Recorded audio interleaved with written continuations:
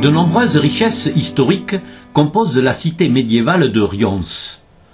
L'une d'entre elles vient de ressurgir dans la mémoire des habitants, son cercle populaire créé en 1909. Cette institution, présente dans de nombreuses villes du Sud-Gironde, avait fermé ses portes en 1991.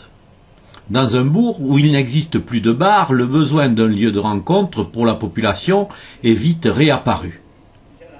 En 2011, 12 passionnés, regroupés autour de Pascal Gorenflos, relèvent un challenge, rouvrir les portes du cercle. Aujourd'hui, le cercle populaire revit grâce à une large diversification de son activité. Aussi, à l'époque où maintenant tout le monde est derrière un peu sa tablette, sa télévision et enfermé chez soi, mais sortir les gens de chez eux, venir discuter, raconter leur vie, raconter leur passé et surtout découvrir des spectacles, des ateliers d'écriture, des expositions.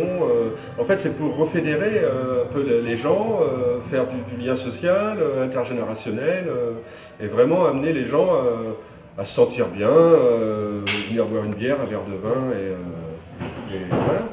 Créés au milieu du XIXe siècle par la bourgeoisie catholique, les cercles obéissaient à une stratégie ambiguë. Enseigner aux citoyens les principes de la démocratie naissante, tout en les éloignant des idées gauchisantes. Les archives du cercle de Rions affichent, elles, une origine républicaine. La liste des membres adhérents en 1930 permet de retrouver les racines du cercle. Comment était représenté le cercle, son trésorier, son économe, le secrétaire, le président, voilà, c'était... On trouve des noms des anciens qui étaient au cercle de Rions, on en connaît certains, comme j'ai dit tout à l'heure, il y avait M. Despujol, il y a des gens de noms qu'on connaît, moi je ne les connais pas beaucoup parce que je ne suis pas rayonné de souche, mais les gens qui viennent ici retrouvent tous ces noms avec plaisir parce que c'est des gens qu'on participe. C'est vrai que c'est des noms de gens actifs ou des grandes familles de Rions. Ça traduit bien l'histoire du cercle ici, parce qu'ils étaient bien présents ici, ceux qui le faisaient fonctionner. Tu as carrément toute une famille. Hein, il y a des Millac, par exemple. Il y a des dynasties rionnaises. Après, il faut demander aux anciens, parce qu'ils font le lien aussi avec c'est pas si ancien, puisque ça fait quoi, 40 ans, 50 ans. Ça c'est une liste qui est entre les années 30 et les années 35 apparemment. C'est beaucoup plus dur que nous, il fallait présenter la carte d'adhérent et tout ça, alors que nous c'est un peu plus... ça se trouve c'est la famille Lillet, ça c'est sûr. Après le vrai nom c'est Lillet avec 2 L, mais pour pas que les gens se trompent au niveau de la publicité, ils ont fait toute une série de pubs dans les années 30, jusqu'à quelle année, avec un seul L pour que les gens disent la bonne orthographe du mot Lillet. Donc là on trouve Lillet, c'est vrai, alors ça je l'avais pas vu moi, qu'il y avait Lillet qui était là. Il n'y a pas son prénom, c'est dommage parce qu'on aurait pu savoir... c'est peut-être la famille. C'est sûrement de la famille. Un lieu de rassemblement associatif où chaque adhérent apporte sa diversité culturelle, trouve sa place, et ce n'est pas Bernard, client habituel, qui dit le contraire.